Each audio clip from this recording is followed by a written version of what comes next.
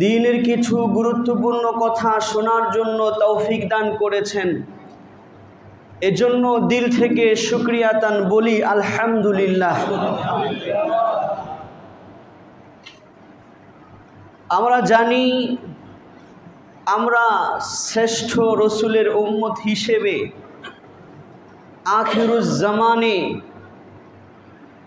আসা সত্ত্বেও আমরা শ্রেষ্ঠ উম্মত। এই পৃথিবীতে আল্লাহ পাক আমাদেরকে আখিরুজ জামানে পাঠিয়েছেন, শেষ সময়ে পাঠিয়েছেন। আল্লাহ পাক একটি সীমিত সময়ের জন্য এই পৃথিবীকে অস্তিত্ব দিয়েছেন। আবার কিয়ামতের মহা ঘটনার মাধ্যমে আল্লাহ পাক এই পৃথিবীকে ধ্বংস করে দিবেন। আল্লাহ রসুল সাল্লাল্লাহু আলাইহি ওয়াসাল্লাম এই কথা বলেছেন, বুইস্তু আনা ওয়াসসাআতু কাহাতাইন। আল্লাহ রসুল তার শাহাদাত আঙ্গুলি আর মধ্যমা আঙ্গুলিকে দেখায় বলছেন যে আমি নবীর আগমন আমাকে পাঠানো হয়েছে আর কিয়ামত এইরকম, মানে পাশাপাশি। অর্থাৎ আমি নবীর আগমনটাই কিয়ামতের আলামত শুরু হয়ে গেছে। তা আমি নবী আসলাম মানে আমি চলে যাব, কিয়ামত চলে আসবে, এর মাঝখানে অন্য কোনো নবী আর আসবে না। তো সেই হিসেবে কিয়ামতের একেবারে আলামতগুলো প্রকাশ পাওয়ার মুহূর্তে আমরা দুনিয়াতে এসেছি এবং আমরা আছি। দোয়া করতে হবে যে আল্লাহ পাক কিয়ামতের সেই ভয়াবহ পরিস্থিতি না দেখাইয়া যেন আমাদেরকে দুনিয়া থেকে নিয়ে যায়। তার কারণ হচ্ছে হাদিসের মধ্যে এসেছে যে কিয়ামত আলা শিরারিন নাস, পৃথিবীতে সবচেয়ে নিকৃষ্ট মানুষ যখন থাকবে, কোনো ভালো মানুষ নাই, এদের উপরে কি হবে? কিয়ামত হবে। তাহলে আমি কিয়ামতের দেখার আশা করা মানে বোকামি। তার মানে আমি সবচেয়ে নিকৃষ্ট মানুষ হইতে চাই, এজন্য কিয়ামত দেখার একটা আগ্রহ। না না না, আল্লাহর কাছে দোয়া করতে হবে যে আল্লাহ আমিও যেন না দেখি, আমার বংশধররাও যেন না দেখে, আমার যত আগামী প্রজন্ম আছে কেউ যেন কি না দেখে, কিয়ামত না দেখে। কারণ কিয়ামত দেখার মানেই হলো সে আল্লাহর এই জমিনে কাফের, মুশরিক অথবা নাস্তিক এবং সবচেয়ে নিকৃষ্ট ব্যক্তি যারা থাকবে এদের উপরেই কি হবে বলেন? কিয়ামত হবে। বাকি কিয়ামতের বড় বড় আলামত আমাদের মাঝে আছে। এজন্য আমরা বলি যে আমরা ফিতনার জমানায় আছি, বলি কি বলি না? এই কিয়ামতের একাধিক আলামত একাধিক হাদিসে আল্লাহ রসুল বলেছেন। তার মধ্যে সহিহ বুখারীর একটি বর্ণনা এসেছে হযরত আনাস থেকে বর্ণিত অথবা অন্য কোনো সাহাবী থেকে, যে আল্লাহ রসুল এই কথা বলেছেন, মিন আশরাতি সাআতি আইয়াকিল্লাল ইলমু ওয়া ইয়াকসুরাল ওয়া ইয়াজহারাল জাহলু। আল্লাহ রসুল বলতেছেন যে কিয়ামতের আলামত সমূহ থেকে গুরুত্বপূর্ণ আলামত হইল যে জমিনে, পৃথিবীতে এলেমের সংখ্যা কমে যাবে, এলেমের গভীরতা কমে যাবে। যেই রকম এলেমওয়ালা, যেই রকম জ্ঞানওয়ালা মানুষ সাহাবায়ে কেরামের জমানায়, তাবিঈনদের জমানায় এবং এর পরবর্তী জমানায় সালফে সালহিনদের মাঝে ছিল, শরীয়তের গভীর জ্ঞান রাখনেওয়ালা, কিয়ামতের আলামত হচ্ছে যে কিয়ামতের আগে এই এলেম কমে যাবে। ওয়াজহারাল জাহলু, এবং মূর্খতা প্রকাশ পাবে। সমাজে মূর্খতার ছড়াছড়ি হবে, দিন সম্পর্কে মূর্খতা। দুনিয়াবি বিষয় হয়তো অনেক জ্ঞান বিজ্ঞান তারা আবিষ্কার করবে, অনেক উপরে তারা চলে যাবে, কিন্তু দিনই বিষয়ে মানুষের অজ্ঞতা, মূর্খতা, জাহালাত বাড়বে। এই হাদিসের পরবর্তী শব্দে আল্লাহ রসুল এই কথা বলতেছেন যে কিয়ামতের আলামত সমূহ থেকে আরো একটা আলামত হচ্ছে ওয়াকিল্লার রিজাল, পৃথিবীতে মানুষ কমে যাবে, ওয়া তাকসুরান নিসা, পুরুষ কমে যাবে, মহিলাদের সংখ্যা বেড়ে যাবে। একদিকে বললেন যে এলেমের গভীরতা কমে যাবে আর মূর্খতা বৃদ্ধি পাবে, প্রকাশ পাবে, সমাজে ছড়িয়ে পড়বে। আরেকদিকে পুরুষের সংখ্যা কমে যাবে, নারীদের সংখ্যা বেড়ে যাবে। মাঝখানে আরো একটা শব্দ বলছেন ওয়াকসুরা জিনা, এবং সমাজে জিনা ব্যভিচার বেড়ে যাবে। আমি একটু চোখটা বন্ধ করলেই দেখব যে এই বাস্তবতা আছে না নাই। আল্লাহ রাসূল এই হাদিসে বলতেছেন যে পুরুষের সংখ্যা এমন বাড়বে হাত্তা ইয়াকুনা লিখামসিনা ইমরাআতান আল কাইয়ুমুল ওয়াহিদ, এমনকি 50 জন মহিলার দায়িত্বশীল একজন পুরুষ হবে। কয়জন মহিলার? 50 জন মহিলার দায়িত্বশীল একজন পুরুষ হবে, যে এই 50 জন মহিলার অভিভাবকত্ব গ্রহণ করার মতো আর পুরুষ নাই। কয়জন আছে? মাত্র একজন আছে। হয়তো কেউ মেয়ে হবে, কেউ মা হবে, কেউ ভাতিজি হবে, কেউ ফুফু হবে, কেউ এরকম মিলায়া জিলা তার দায়িত্বশীল কতজন থাকবে? বাকি পুরুষ কি হবে? পৃথিবীতে যুদ্ধ বিগ্রহ বাইরা পুরুষ সব শেষ হয়ে যাবে। একদিকে মেয়েদের জন্ম বেশি হবে। এই হাদিস থেকে আমরা জানতে পারলাম যে কিয়ামতের আলামতের মধ্যে হচ্ছে 1 নাম্বার, আল্লাহ রাসূল কি বলছেন, যে এলেম কমে যাবে, মূর্খতা জাহালাত বেড়ে যাবে। আজকে আমাদের সমাজে তাকায় দেখেন, এলেম কমে গেছে। আপনাদের এখানে জানা আছে এলেম বলতে কি? শরীয়তের উপর চলার জন্য আমার যা জানা দরকার, কি করা দরকার, এই বিষয়ে জ্ঞান রাখা, এটাই কি ইলম। এটার পরিধি ভিন্ন ভিন্ন আছে। আজকে সমাজের অবস্থা দেখেন, সমাজের বেশিরভাগ মানুষ ফরজ পরিমাণ এলেম জানে না। ফরজে আইন, যেই এলেমটা শিখা সবার জন্য ফরজ, এটা আমার কথা না, আল্লাহর রাসূলের কথা। ইবনে মাজা, মুসনাদে মাজদার সহ একাধিক হাদিসের কিতাবে এসেছে, আল্লাহ রাসূল এই কথা বলেছেন, তালাবুল ইলমি ফারিদাতুন আলা কুল্লি মুসলিম। আল্লাহ রাসূল বলতেছেন যে একজন মুসলমান নর নারী নিজের ঈমান আকীদার উপর চলার জন্য আমার উপর নামাজ ফরজ, নামাজের মাসলা মাসাইল জানা, আমার উপর হজ ফরজ হয়েছে, হজ করতে যাব, হজের মাসলা মাসাইল জানা। আমি দাম্পত্য জীবন শুরু করতেছি, দাম্পত্য জীবন সম্পর্কিত বিবাহ, তালাক ইত্যাদির মাসলা মাসাইল জানি না, সতর্ক থাকা, এগুলো জানা।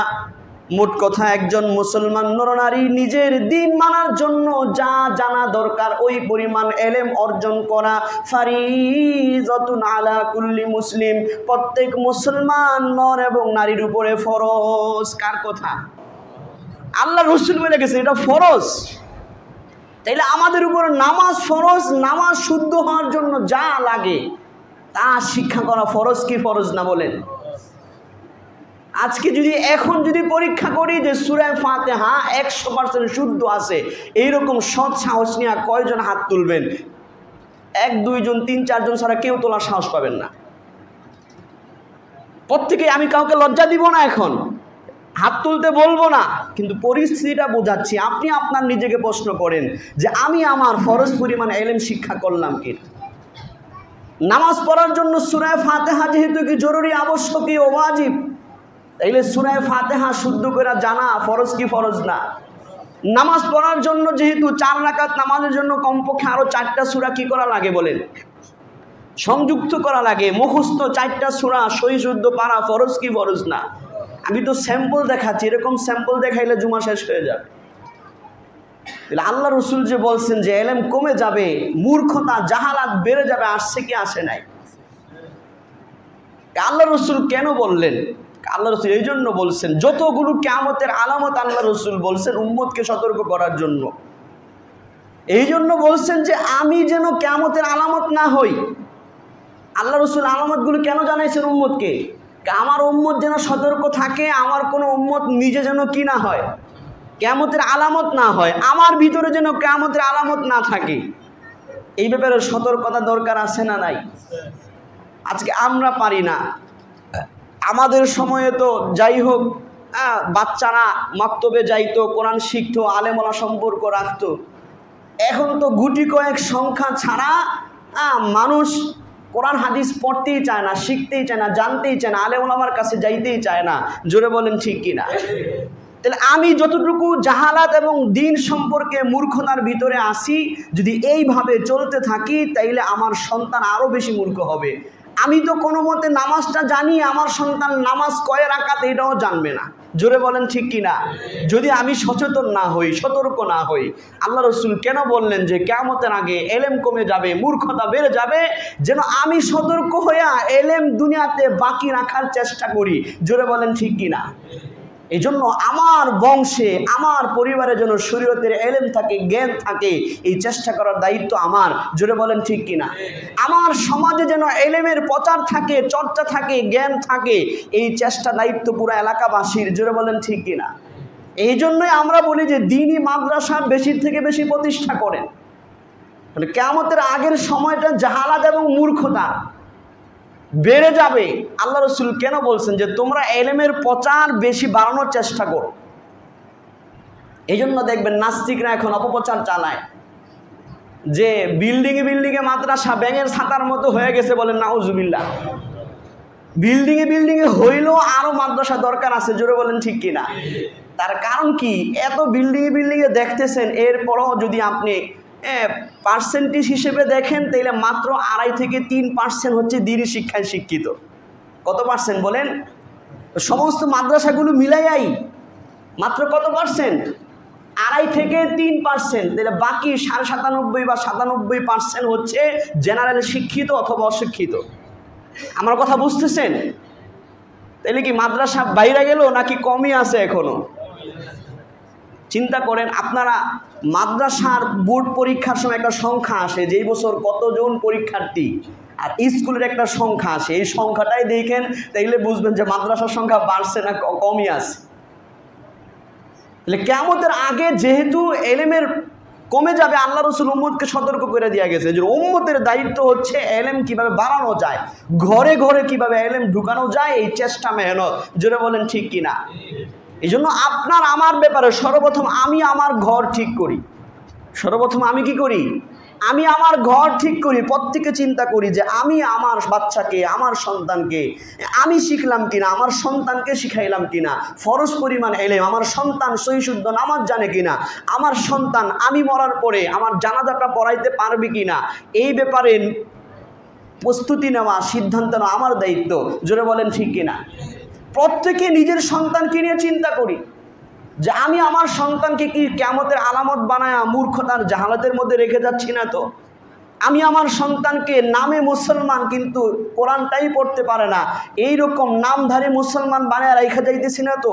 এই ব্যাপারে আপনার আমার পদক্ষেপ কি, চিন্তা করা দরকার আছে না নাই? তার কারণ হচ্ছে সন্তান এটা আল্লাহর দেওয়া নিয়ামত, জোরে বলেন ঠিক কিনা। এটা আল্লাহর দেওয়া নিয়ামত। আল্লাহ কোরআনে বলছেন যুইনা লিন-নাসি হুব্বুশ শাহাওয়াতি মিনান নিসাই ওয়াল বানিন, যে মানুষের জন্য স্ত্রীর মহব্বত, সন্তান সন্ততির মহব্বতকে আল্লাহর পক্ষ থেকে সুশোভিত করা হয়েছে, সাজায়া এটাকে আকর্ষণীয় করে তোলা হয়েছে। অন্য জায়গায় আল্লাহ বলছেন আল মালু ওয়াল বানুন জিনাতুল হায়াতিদ দুনিয়া, মানুষের সম্পদ আর সন্তান সন্ততি এটা হচ্ছে দুনিয়ার জীবনের সৌন্দর্য, বলেন সুবহানাল্লাহ। এক জায়গায় সৌন্দর্য বলছেন, কিন্তু আরেক জায়গায় যায় আল্লাহ তাআলা এই কথা বলতেছেন যে এটা শুধু সৌন্দর্য না, বরঞ্চ এই ধন সম্পদ টাকা পয়সা এটা যেরকম সৌন্দর্য, আবার অন্য দিক থেকে এটা হচ্ছে আপনার ফিতনা। কি বলেন? ফিতনা। আল্লাহ বলতেছেন ওয়ালামু আন্নামা আমওয়ালুকুম ওয়া আওলাদুকুম ফিতনাহ। আল্লাহ তাআলা বলতেছেন যে আমার বান্দারা জেনে রাখো, তোমাদের ধন সম্পদ এবং তোমাদের সন্তান সন্ততি কিন্তু পরীক্ষার বিষয়। অর্থাৎ সম্পদ আমি আল্লাহ নিয়ামত হিসাবে দিলাম, সন্তানও আমি আল্লাহ নিয়ামত হিসেবে দিলাম পরীক্ষা করার জন্য, যে এই সম্পদ দিয়া এই সন্তান দেয়া তুমি আমি আল্লাহকে সন্তুষ্টি করার চেষ্টা করো কিনা, এই জন্য পরীক্ষা স্বরূপ। ওয়ালামু আন্নাল্লাহা ইনদাহু আজরুন আযীম, একদিকে বললেন পরীক্ষা স্বরূপ, আবার জানাই দিলেন যে জাইনা রাখো আল্লাহর কাছে কিন্তু মহা প্রতিদান আছে, বলেন সুবহানাল্লাহ।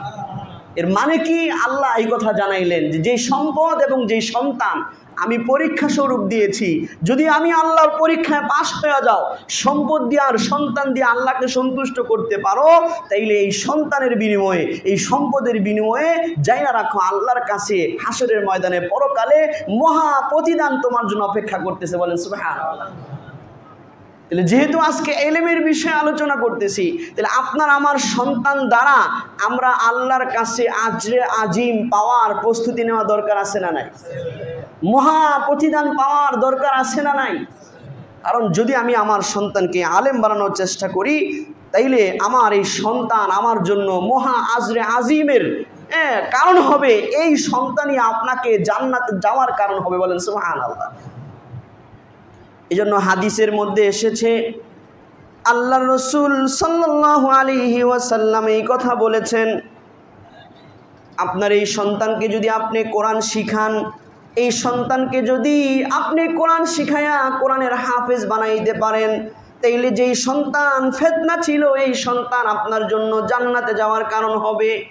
হযরতে আলী থেকে বর্ণিত, তিরমিজি, ইবনে মাজাহ সহ একাধিক হাদিসের কিতাবে হাদিসটি এসেছে। আল্লাহ রাসূল বলেছেন, মান ক্বরাআল কুরআন ফাস্তাযহারাহু ফাআহাল্লা হালালাহু ওয়া হারামা হারামাহু আদখালাহুল্লাহুল জান্নাহ। আল্লাহ রাসূল বলেন, যে নাকি কোরআন পড়ে এবং কোরআনকে মুখস্থ করে, কোরআনের হালাল এবং হারামকে সে মাইনা চলে, কোরআনে যেটাকে হালাল করা হয়েছে ওইটা করে, যেটাকে হারাম করা হয়েছে ওইটা করে না, এইরকম আমলওয়ালা, কোরআন পড়নেওয়ালা, হেফজ করনেওয়ালা যদি কেউ থাকে, আল্লাহ রাসূল বলতেছেন যে আদখালাহুল্লাহুল জান্নাহ, এই কোরআন পড়ার এবং আমল করার বিনিময়ে ওই হাফেজকে আল্লাহ জান্নাতে দিবেন। ওয়া শাফাআহু ফি আশারাতিন মিন আহলি বাইতিহি, তার পরিবারের এমন 10 জনের ব্যাপারে আল্লাহ পাক ওই হাফেজে কোরআন পড়নেওয়ালা, আমল করনেওয়ালা হাফেজে কোরআনের সুপারিশ কবুল করবেন। কুল্লুহুম কদ ওয়াজাবাত লাহুমুন নার, যারা সকলেই নিজের বদ আমলের কারণে তাদের জন্য জাহান্নাম ওয়াজিব হয়ে গেছে, যাদের জন্য জাহান্নাম ওয়াজিব হয়ে গেছে, এরকম 10 জনকে সুপারিশ কইরা জান্নাতে নিয়ে যাবে কে বলেন? হাফেজে কোরআন। তাহলে আপনি যদি আপনার সন্তানকে এই কিয়ামতের আখিরুজ জামানায় আপনি দুনিয়ার দিকে না তাকায়া, আপনি দেখলেন না যে কে কি বলে, আপনি চিন্তা করলেন যে আমার বংশে, আমার পরিবারে, আমার সন্তানদের মাঝে যেন কিয়ামতের আলামত, দিন সম্পর্কে মূর্খতা, জাহালাত না থাকে, কে কি বললো দেখার তো টাইম নাই, আমি সিদ্ধান্ত নিয়া আমার সন্তানকে যদি হাফেজ বানাইতে পারি, এই সন্তান কিয়ামতের ময়দানে আমার নাজাতের জরিয়া হবে। বলেন ঠিক কিনা? এই জন্য জামানা এখন চলতেছে দুনিয়ামুখী হওয়ার। আপনি আপনার সন্তানকে মাদ্রাসায় দিতে গেলে দেখবেন নানা মানুষ নানা কথা বলবে, বিভিন্ন আধুনিক মন মানসিকতা সম্পন্ন, টাকা পয়সাওয়ালা মন মানসিকতা সম্পন্ন মানুষরা বিভিন্ন রকমের কথা বলবে। জোরে বলেন ঠিক কিনা? আরে হুজুর বলারে মাদ্রাসায় দিছ, হুজুর বানাবি, হুজুর বানায় খাইবো কেমনে, চলবো কেমনে, আসে না এই ধরনের কথা। নাউযুবিল্লাহি মিন যালিক। যেই কথা মনে করবে যে না আমার সন্তানকে আলেম বানাইলে মনে হয় খাইতে পারবে না, চলতে পারবে না, তার ইমানটাই ঠিক নাই। জোরে বলেন ঠিক কিনা? অথচ বেশিরভাগ মানুষ সন্তানদেরকে আলেম বানায় না, হাফেজ বানায় না এই ভয়ে যে এরা কয় টাকা বেতন পাইব আর কয় টাকা কামাইব, কয় টাকা বেতন আর কয় টাকা কামাইব, এটা তো সম্মান। কি বলেন? সম্মান। যেহেতু এই দেশে ইসলামী খেলাফত নাই, ইসলামী খেলাফত থাকলে এক একজন মাদ্রাসার শিক্ষক, এক একজন ইমাম খতিব উচ্চ পদস্থ সরকারি কর্মকর্তা হইতো। জোরে বলেন ঠিক কিনা? আমরা তো এখন যেহেতু ইসলামী খেলাফত নাই, এখন দায়িত্ব চলে আসছে আমাদের উপরে। যেরকম জাকাত ইসলামী খেলাফত থাকলে রাষ্ট্র উঠায় নেওয়া যাবে, আর নাই মানে আপনার ফরজ আপনি আদায় করবেন। আমরা যদি আলেমদেরকে সম্মান বাড়ায় দেই, হাফেজদেরকে সম্মান বাড়ায় দেই, মাদ্রাসার শিক্ষকদের উচ্চ ভালো বেতনের ব্যবস্থা করে দেই, এটা তো আমাদের হাতেই। কমায়ও রাখছি আমরা, আবার শয়তান ধোকা দেয়, হুজুর আর কয় টাকা কামাইবো। জোরে বলেন ঠিক কিনা? এই জন্য পৃথিবীর অন্যান্য ধর্মাবলম্বী দেখেন, বিশেষ করে খ্রিস্টানরা তাদের ধর্মীয় নেতাদেরকে তারা বড় সম্মানে রাখে। জোরে বলেন ঠিক কিনা? কারণ তারা জানে এদেরকে সম্মান করলাম মানে আমার ধর্মকে সম্মান করলাম। কথা বুঝতেছেন? কারণ ধর্মের ভাষ্যকার যারা আপনাকে আমাকে ইসলামের কথাগুলো জানায়, এরা যদি সমাজের নিম্ন স্তরের মানুষ হয়ে যায়, আপনার আমার ওই অবমূল্যায়নের কারণে, কিসের কারণে বলেন? আমি তাদেরকে অবমূল্যায়নে রাখছি। একজন ইঞ্জিনিয়ার, ডাক্তার, যারা যেই পরিমাণ মেধা খরচ কইরা ডাক্তার হয়, ইঞ্জিনিয়ার হয়, অথবা অন্যান্য দুনিয়াবি চাকরির যোগ্যতর হয়, একজন হাফেজ হওয়ার জন্য, আলেম হওয়ার জন্য ভালো মানের এর চারও কয়েক গুণ বেশি চেষ্টা, মেহনত এবং মেধা লাগে। জোরে বলেন ঠিক কিনা? আমরা তো মেধাগুলোর মূল্যায়ন করি না, কারণ আমরা করি না। বাস্তবতা কিনা বলেন? তাহলে ওইটার দিকে যায়েন না, মূল্য তো আমরাই কমায় রাখছি। আপনি ইমানের উপর বিশ্বাস কইরা যে এর রিজিকের মালিক কে বলেন? আল্লাহ। আমি যদি নিয়ত করি আমার আখেরাতের ফায়দার জন্য, আমি যদি সন্তানকে হাফেজ বানানোর নিয়ত করি, আলেম বানানোর নিয়ত করি, আমি নিয়ত করলেই হবে না, আল্লাহর পক্ষ থেকে কবুল করা লাগবে। বহু মানুষ আছে নিয়ত করে বানাইতে পারে না, হয় না, বাস্তবতা কি না? কিন্তু আপনি যদি নিয়ত চেষ্টা করেন, আপনি দেন, তাহলে হাসরের মধ্যে আপনি ধরা খাবেন না। আল্লাহর কাছে বলতে পারবেন যে আল্লাহ আমি চেষ্টা করছি। জোরে বলেন ঠিক কিনা? কবুলের মালিক তো আল্লাহ। এই জন্য মাদ্রাসায় সন্তানকে দিয়ে আবার দোয়াও করতে হবে যে আল্লাহ আমি নিয়ত করছি সন্তানটাকে হাফেজ হিসেবে কবুল করেন, আল্লাহ আমি নিয়ত করেছি একে আলেম মুফতি মুহাদ্দিস হিসেবে কবুল করেন। দোয়া কবুল হইলেই কি আপনি পাবেন, কিন্তু আপনার আমার চেষ্টা চালায় যাইতে হবে। জোরে বলেন ঠিক কিনা? অন্য হাদিসের মধ্যে আল্লাহ রসুল এই কথা বলেছেন।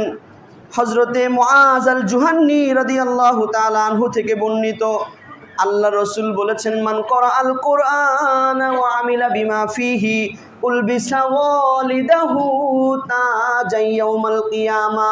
আল্লাহ রসুল বলতেছেন, মুস্তাদরাকে হাকিমে হাদিসটি এসেছে, আবু দাউদেও এসেছে। আল্লাহ রসুল বলেন যে নাকি কোরআন পড়ে এবং কোরআনের উপরে আমলের জিন্দিগি বানায়, উলবিসা ওয়ালিদাহু তাজাই ইয়াউমাল কিয়ামা, তার মা বাবাকে কিয়ামতের ময়দানে এমন একটা নূরের তাজ পরানো হবে, দাউহু আহসানু মিন দাউইশ শামসি, যেই তাজের আলো উজ্জ্বলতা হবে সূর্যের উজ্জ্বলতার চাইতেও বেশি। সুবহানাল্লাহ। লাউ কানাত ফি বুয়ুতিদ দুনিয়া লাউ কানাত ফিকুম, যদি তোমাদের দুনিয়ার ঘরে সূর্য চলে আসে, সূর্য কত কোটি কোটি কোটি মাইল দূরে, হ্যাঁ, তো এই যে এত দূর থেকে সূর্যের যত আলো প্রকোপ আসে, আল্লাহ রসুল ঘরে আইসা গেলে যেই রকম উজ্জ্বলতা হইতো, যেই রকম আলো হইতো, তাদের সেই নূরের তাজের আলো এত বেশি হবে। অনেকের নাস্তিক মন মানসিকতার কেউ থাকলে প্রশ্ন হইতে পারে যে এত জ্যোতি তাহলে মানুষ তাকাইবো কেমনে? না না না, হাসরের ময়দানকে আপনি দুনিয়ার সাথে কি করেন না, তুলনা করেন না। হাসরের ময়দানকে আপনি কার সাথে তুলনা করেন না, দুনিয়ার সাথে তুলনা করেন। ওই সময়ের চোখই থাকবে যে আপনি দেখলে বুঝবেন যে এটা কোরআন পণ্যওয়ালার বাবার মাথায় তাজ আছে। সুবহানাল্লাহ। আল্লাহ রসুল বলতেছেন, ফামা জন্নুকুম বিল্লাযী আমিলা বিহাযা, যদি কোরআন পণ্যওয়ালার আমল কর্ণওয়ালার বাপ মার যদি কি হয়, এই ফজিলত হয়, তাহলে যে নিজে কোরআন পড়ে আমল করছে এর মর্যাদা কি হবে এটা তোমরা চিন্তা করে নাও। এর মর্যাদা কতটুকু হবে এটা তোমরা চিন্তা করো। বাপ মার যদি এই মর্যাদা হয়, তাহলে বাপ মা তো পাইল ওই সন্তানের কারণে, তাহলে সন্তানের মর্যাদা কোথায় হবে এটা অনুমান করা যায় কি যায় না? আল্লাহ তাআলা আমাদেরকে বোঝার তৌফিক দান করেন। অন্য হাদিসে এই কথাও আসছে বুরাইদা আসলামী থেকে, বুরাইদা ইবনে হুসাইব আল আসলামী থেকে এই কথা বলেছেন যে যে কোরআন পড়েছে, কোরআনের উপর আমল করেছে, উলবিসা ওয়ালিদাহু হুল্লাতান, তার মা বাবাকে একটা জামার সেট পরানো হবে। কি পরানো হবে বলেন? জামার সেট। তো এরা দেখবে যে অন্য হাসরের ময়দানে প্রাথমিক ঘটনার পরবর্তীতে পুরস্কার হিসেবে প্রথমে তো সবাই কবর থেকে কি আসবে, বিবর্ষ অবস্থা আসবে, কারো শরীরে কোনো কাপড় থাকবে না। কিন্তু পরবর্তীতে আল্লাহ পাক মর্যাদা দিয়া যখন জামা পরাইবেন, তখন এরা দেখবে যে কি অন্যদের গায়ে জামা নাই, অথবা থাকলেও নিম্নমানের, আমাদের জামাটা একটু স্পেশাল কেন? তারা জিজ্ঞেস করবে, বিমা কুসিনা হাজা, বিমা কুসিনা হাজা, আমাদেরকে এত দামি যে কাপড়ের ব্যাপারে আল্লাহ রসুল বলছেন লা ইয়াকুমু বিহিমা দুনিয়া, ওই দুই কাপড়ের মূল্য পুরো দুনিয়া বিক্রি করে দিলেও হবে না। এইরকম দামি কাপড় তাদেরকে পরানো হবে। তারা বলবে কেন পরানো হয়েছে? ফেরেশতারা বলবে বি আখজি ওয়ালাদিকুমুল কোরআন, তোমরা তোমাদের সন্তানদেরকে কোরআন পড়ানোর জন্য, কোরআন শেখানোর কারণে আজকে তোমাদেরকে হাসরের ময়দানে এত মূল্যায়ন করা হয়েছে। সুবহানাল্লাহ। তাইলে আপনি আমি আমার সন্তানকে কিয়ামতের আলামত থেকে বাঁচানোর জন্য কোরআন শেখানো, দিন শেখানো, নামাজ শেখানো, ইসলামের প্রাথমিক বিষয়গুলো শেখানোর দরকার কি দরকার না? আর যদি আলেম বানাইতে পারি, এটা তো সবার জন্য ফরজ, এই যে প্রাথমিক বিষয়গুলো জানা। আর আলেম বানানো এটাকে বলা হয়েছে ফরজে কিফায়া। এক সমাজে, এই সমাজের মানুষ নিজেদের জীবন জিজ্ঞাসার প্রয়োজনীয় বস্তু জানার জন্য যদি একজন আলেমও থাকে যে এর কাছে সবাই যেতে পারে, এর থেকে শিখতে পারে, তাহলে ফরজ আদায় হয়ে যায়। কিন্তু আমি ব্যক্তিগতভাবে চলার জন্য আমার যেটা লাগে এটা শিক্ষা করা সবার জন্য ফরজ। এই জন্য মাদ্রাসা প্রতিষ্ঠা হইতেছে, আরও হোক। আপনারা চান কি চান না? আপনাদের জন্য খুশির বিষয় যে আপনাদের অত্র এলাকার কবরস্থানের পাশে একটি মাদ্রাসা প্রতিষ্ঠা হয়েছে। আগে পরে আপনাদেরকে জানানো হয়েছে। এই মাদ্রাসাতেও আপনি যদি আপনার সন্তানকে আলেম বানানোর নিয়ত করেন যে আমি আমার সন্তানকে হাফেজ বানাইতে চাই, আলেম বানাইতে চাই, মুফতি মুহাদ্দিস বানাইতে চাই, ইনশাআল্লাহ এখান থেকে সে হাফেজ, মাওলানা, মুফতি হয়ে বের হইতে পারবে। তাহলে আপনারা খুশি কি খুশি না? কারণ আস্তে আস্তে ইনশাআল্লাহ প্রত্যেক বছরই কি বাড়বে? ক্লাস বাড়বে। ওই রকম ভবিষ্যৎ পরিকল্পনা নিয়েই মাদ্রাসাটা প্রতিষ্ঠা করা হয়েছে। এটা আপনাদের এলাকার সকলের জন্য সৌভাগ্য, যারা বলেন ঠিক কিনা? কারণ পৃথিবীতে দিন টিকা থাকার জন্য দুর্গ হচ্ছে এই মাদ্রাসাগুলো। এই মাদ্রাসাগুলো যদি না থাকতো তাইলে নাস্তিকরা, বিভিন্ন বাটপার সিটাররা মন গড়া ব্যাখ্যা দিয়ে আপনাকে আমাকে ইসলাম থেকে সরায় নেওয়া যাইত। সহি ইসলামের চর্চা এই মাদ্রাসাগুলোতে হয়, যারা বলেন ঠিক কিনা? পরিপূর্ণ কোরআন হাদিসের পরিপূর্ণ গবেষণা কোথায় হয়? মাদ্রাসাতেই হয়। এই জন্য আমরা যারা ওলামায়ে কেরাম আছি, আমরা এই যে বয়ান, ইমামতি, খতিবগিরি, এটাকে আমাদের ছোট্ট একটা দিনের খেদমত মনে করি। আমাদের সবচেয়ে বড় দিনের খেদমত হচ্ছে মাদ্রাসায় পড়ানো। তার কারণ কি? আল্লাহ রসুল বলছেন, বাল্লিগু আন্নি ওয়ালাউ আয়া, যারা কোরআন শিখছো, পড়ছো, আমি নবীর পক্ষ থেকে একটা বাক্য হইলেও পৌঁছায় দাও। তার মানে কি, তোমার কাছে যদি একটা বাক্য থাকে এটাও কি করো?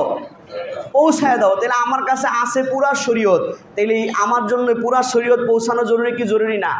এই পুরা শরীয়ত পৌঁছানোর একমাত্র মাধ্যম বর্তমান জমানা হলো মাদ্রাসা। তার কারণ কি? জুমার বয়ানে বইয়া মন খুইলা সব কিছু কওয়া যায় না, সব কিছু কওয়ার সুযোগ আসে না। কিন্তু একটা মাদ্রাসায় শুরু থেকে একেবারে মক্তব থেকে আলেম, মুফতি, মুহাদ্দিস হওয়া পর্যন্ত সেখানে হাদিস পড়ে, তাফসির পড়ে, সব কিছু পড়াইতেছে কারা? উস্তাদরা। তাহলে উস্তাদরা পড়ানোর মাধ্যমে আল্লাহ রসুলের থেকে যা তারা পেয়েছে সব পৌঁছায় দিল। এই জন্য আল্লাহ রসুল হাদিসের মধ্যে এই কথা বলেছেন, ইজা মাতাল ইনসান ইনকাতা আনহু আমালুহু, যখন কোনো মানুষ মারা যায় তার আমল বন্ধ হয়ে যায়। ইল্লা মিন সালাস, তবে 3 ধরনের আমল বন্ধ হয় না, আমল চালু থাকে। আল্লাহ রসুল বলতেছেন সদকাতুন জারিয়া, একটা হচ্ছে সদকায়ে জারিয়া, এমন নেকের কাজ, এমন দানের কাজ যেটা আপনি চলে যাওয়ার পরও ওইটার সেবা বাকি থাকে। ওইটার কি বাকি থাকে বলেন? সেবা। তাহলে আপনি কবরে চলে গেলেও আপনার আমল বন্ধ, কিন্তু ওই যে সেবা চালু আছে ওইটার থেকে সবের একটা অংশ আপনার আমল নামে যেতে থাকবে। বলেন সুবহানাল্লাহ। আপনি মসজিদ করে দিলেন, আপনি চলে গেছেন, আপনার দুনিয়া থেকে চলে গেছেন, যতদিন এই মসজিদ থাকবে আপনার আমল নামায় সব পৌঁছতে থাকবে।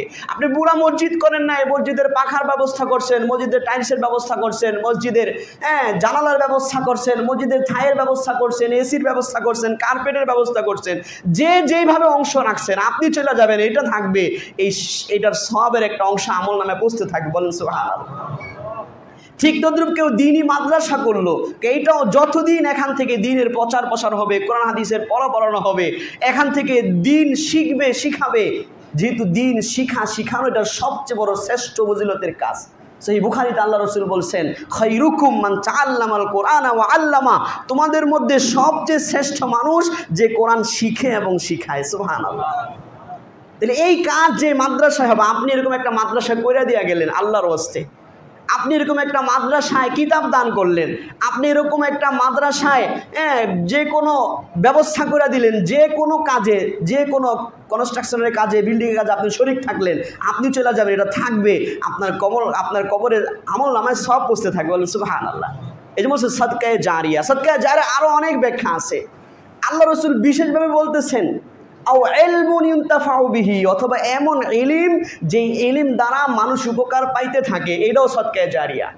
এই জন্য আমরা কাউকে পড়ায় দেওয়া গেলাম, আমি দুনিয়া থেকে চলে যাব, ওই যে আমি যাকে পড়াইছি বহু মানুষকে দাওয়াত দিয়েছে, বহু মানুষকে পড়াইছে, এর ছাত্ররা আরও বহু মানুষকে পড়াইছে, এই যে যত মানুষ এই ব্যক্তির উছিলা হবে তার ওস্তাদের সব পাইতে থাকবে। বলেন সুবহানাল্লাহ। এটাও সদকায়ে জারিয়া বড়। আল্লাহ রাসূল আরেকটা বলেছেন, ওয়ালাদুন সালিহুন ইয়াদউ লাহ, অথবা নেক সন্তান, যে নেক সন্তান নিজে আমল করে বাবার জন্য দোয়া করে। সুবহানাল্লাহ। এই সন্তানটাও আপনার নিজের আমল নামে আমল পৌঁছার কারণ হয়। সুবহানাল্লাহ। তাহলে সন্তানকে আপনি নামাজ শিখাইলে না নামাজ পড়ে দোয়া করবো মিয়া? সন্তানকে আপনি কোরআন শিখাইলে না কোরআন পড়ে আপনার জন্য দোয়া করব? আপনি তো শিখানি নাই, দোয়াও শিখান নাই, দিনও শিখান নাই। মানুষ শিখলে করতে মনে চায়, জোরে বলেন ঠিক কিনা? আর না শিখলে করতেও মনে চায়। এই জন্য আপনার এখন প্রস্তুতি নেওয়ার বিষয় যে আমি কি করব, আমি কি করব। যে আমি এই যে 3টা অপশনই হাদিসে বলে এরকম কিছু রাখতেছি কিনা, আমি নিজে সদকায়ে জারিয়ার কোনো স্থায়ী কাজ করে দিলাম কিনা, আমি এলেম দুনিয়াতে থাকবে এরকম ব্যবস্থা করলাম কিনা। মাদ্রাসার সদকায়ে জারিয়াও আবার এলেম চালু করার জায়গাও। আপনি মাদ্রাসায় কিতাব দান করলেন, এটাও সদকায়ে জারিয়া। যতকাল মাদ্রাসার কুতুবখানিরা থাকবে, ছাত্ররা এখান থেকে পয়রা উপকৃত হবে, আপনার আমল নামে কি পুষতে থাকবে বলেন? সব পুষে। আপনি নিজের খরচে একজনকে আলেম বানায় দিলেন, আপনি নিজের খরচে কি করলেন? একজনকে আলেম বানাই দিলেন, যে তার লেখাপড়ার খরচ আপনি বহন করছেন। এই যদি আমলওয়ালা আলেম হয় এবং সে দিনের সমাজে দিনের খেদমত করে যত সব কামাবে, আপনার আমল নামে ফিরি ফিরি সব পুষতে থাকবে। সুবহানাল্লাহ। এগুলো সবগুলো কি বলেন? সদকায়ে জারিয়া। তাহলে এইরকম একটা দ্বীনি প্রতিষ্ঠান যেখানে আপনার সন্তানকে দিলে সন্তানটাও সদকায়ে জারিয়া হবে, যেখানে আপনি দান করলে দানটাও সদকায়ে জারিয়া হবে, এতে আপনারা খুশি না বেজার? খুশি কি খুশি না? খুশি হওয়া দরকার। তাহলে এই খুশি হওয়ার 1 নাম্বার কারণ হইল, সর্বপ্রথম আপনি যে খুশি, এটার সর্বপ্রথম প্রমাণ হইল আপনি আপনার সন্তানকে এনে দিবেন, যে আমি আমার সন্তানকে এখানে পড়াই। আলহামদুলিল্লাহ, এখানে সিলেবাস এরকমভাবে সাজানো হয়েছে, প্ল্যানিং করা হয়েছে, ইনশাল্লাহ কার্যকর করা হবে, যে আপনি যদি আপনার সন্তানকে এখানে প্লে থেকে অথবা শিশু শ্রেণী থেকে 3 পর্যন্ত পড়ান, কি পর্যন্ত? 3 পর্যন্ত, তাইলে আপনার সন্তান ইনশাআল্লাহ ইসলামের নামাজ, রোজা, যাকাত, জানাজার নামাজ, কোরআন পড়তে পারা, নাজেরা পর্যন্ত শেষও করতে পারবে, আবার স্কুলের সমপরিমাণ বাংলা, অঙ্ক, ইংরেজিও পড়তে পারবে। এরপর আপনি যদি চান যে না আমি জেনারেল লাইনে পড়াবো, যেহেতু এটা নাজায়েজ না জায়েজ, ডাক্তার আমাদের দরকার আছে না নাই? ইঞ্জিনিয়ার দরকার আছে না নাই? অন্যান্য দক্ষতার মানুষ দরকার আছে না নাই? অবশ্যই আছে। আর এটা আমি ওয়াজ করলেও ওইদিকে মানুষ যাবে, না করলেও যাবে। জোরে বলেন ঠিক কিনা? যদি দেখা যায় সবাই সন্তানদেরকে মাদ্রাসায় পড়ায়, আমি বলা লাগবো না মিয়া, এগুলা মানুষের কি? মানুষের জৈবিক চাহিদা। এমনি মাদ্রাসাওয়ালারা চিকিৎসা ডিপার্টমেন্ট খুলবে, এমনি মাদ্রাসাওয়ালারা ইঞ্জিনিয়ারিং ডিপার্টমেন্ট খুলবে, এমনি মাদ্রাসাওয়ালারা যেটা দরকার এটা করবে। কেন আফগানিস্তানের মোল্লারা পাইলট হয় না? এরা বিমান বানাইতেছে না, এরা বিমান চালাইতেছে না, আমেরিকা যেগুলো নষ্ট করে ধুয়ে গেছে সব ঠিক করে লাইছে। কথা বুঝতেছেন? তাইলে এটা মানুষের যেহেতু দুনিয়ার যে বিদ্যা, এটা মানুষের জৈবিক চাহিদা, এটা আমি বলা লাগবে, এমনিই হবে। এখন মাদ্রাসা শুধু দিন নিয়ে পড়ে আছে কেন? ওইটা শিখার তো লোক অভাব নাই, কিন্তু দিন শিখার লোক কম, এই জন্য আমরা গুরুত্ব এটা পড়াইতেছি। আপনি যদি এখানে 3 পর্যন্ত পড়ান, তাহলে ইনশাআল্লাহ আপনার সন্তান কোরআন পড়তে পারবে, নাজেরা শেষ করতে পারবে। এরপর আপনি চাইলে স্কুলও পড়াইতে পারেন, অন্যান্য সাইডও নিতে পারেন, আবার চাইলে হাফেজও বানাইতে পারবেন, মাওলানাও বানাইতে পারবেন। তাহলে খুশির বিষয় না? আপনি আমার সন্তানদেরকে এখানে যদি দেই, তাহলে ইনশাআল্লাহ, তাইলে বোঝা গেল আপনারা খুশি। রাজি আছি ইনশাআল্লাহ? আমরা অনেকে হয়তো বুঝি না, এই মাদ্রাসাটা কোনো প্রাইভেট মাদ্রাসা না। কি মাদ্রাসা না বলেন? মাদ্রাসা 2টা ধরন আছে, অনেকে বুঝে না, আমাদের বোঝা দরকার। কিছু আছে প্রাইভেট মাদ্রাসা, কিছু আছে আপনার কওমি মাদ্রাসা, মানে সাধারণ জনসাধারণের দান এবং সহযোগিতায় চলে, এটাকে বলে কি? কওমি মাদ্রাসা। আর প্রাইভেট মাদ্রাসা মানে হচ্ছে যে একজন উদ্যোক্তা, সে অন্য বিষয়ের উদ্যোগ না নিয়ে দিন শেখানোর উদ্যোক্তা নিয়ে নিজের চালান, নিজের পুঁজি নিয়ে ইনভেস্ট করছে, সে পড়াইতেছে, শিক্ষকদের বেতন দিয়া, সঠিক বিদ্যা শিক্ষা দিয়া, যা থাকে ওইটা তার। কথা বুঝতেছেন? কথা বুঝতেছেন? তাহলে এই হচ্ছে, এই মাদ্রাসা কিন্তু এরকম কোনো না যে এখানকার আয় ব্যয় যারা কর্তৃপক্ষ এদের লাভ থাকবে, এরকম না। এখানে শিক্ষকদের বেতন দেওয়ার পরে যা থাকবে এটা মাদ্রাসায় লাগবে। কথা বুঝতেছেন? এই জন্য আমরা এই বছর যেহেতু ব্যবসায়িক চিন্তা নাই, এই জন্য এই বছর উদ্বোধনী বছর হিসেবে প্রথম 100 জন, প্রথম কয়শো জন? 100 জনের জন্য ভর্তি ফ্রি। ভর্তির ফিটা কেন নেওয়া হয়, মাসিক হাজিরা কেন নেওয়া হয়? যেন শিক্ষকদের বেতন ভালোভাবে দেওয়া যায়। এই জন্য যেটা ধার্য করা হবে ওইটা কম হবে না। হ্যাঁ, অন্য কেউ দিয়া দেয়, লিল্লাহ ফান থাকে। অনেকে মনে করে মুখ মানুষায় ফ্রি পড়তেছে, ফ্রি কেউ পড়ে না। হয়তো ছাত্র নিজে দেয়, ছাত্রের গার্জিয়ান নিজে দেয়, বা অন্য কেউ দিয়া দেয়। কারণ হুজুরা নিজের পকেট থেকে ফ্রি পড়াবে না। যারা গরিব এদেরকে জাকাত ফান্ড থেকে পড়ায়, অথবা লিল্লাহ ফান্ড থেকে দিয়া পড়ায়, ফ্রি কেউ পড়ে না। কথা বুঝতেছেন? এখানে এটা ঘোষণা করা হয়েছে, আপনারা খুশি না ইনশাআল্লাহ? ভর্তি কার্যক্রম চলতেছে, শনিবার থেকে ভালোভাবে চলবে। তাহলে আমরা ইনশাআল্লাহ সবাই স্বতঃস্ফূর্ত নিজেদের সন্তানদেরকে এখানে দেওয়ার চেষ্টা করব। আল্লাহ তাআলা আমাদেরকে যে কথাগুলো বললাম আমল করার তৌফিক দান করেন। ওয়া আখিরি দাওয়ানা আলহামদুলিল্লাহি রাব্বিল আলামিন। আমরা যারা কবলা জুমার 4 রাকাত সুন্নত পড়ি, তারা কবলা জুমার 4 রাকাত সুন্নত পড়ে নিই। তাহলে আমরা ইনশাআল্লাহ সবাই স্বতঃস্ফূর্ত নিজেদের সন্তানদেরকে এখানে দেওয়ার চেষ্টা করব। আল্লাহ তাআলা আমাদেরকে যে কথাগুলো বললাম আমল করার তৌফিক দান করেন। ওয়া আখিরি দাওয়ানা আলহামদুলিল্লাহি রাব্বিল আলামিন। আমরা যারা কবলা জুমার 4 রাকাত সুন্নত পড়ি, তারা কবলা জুমার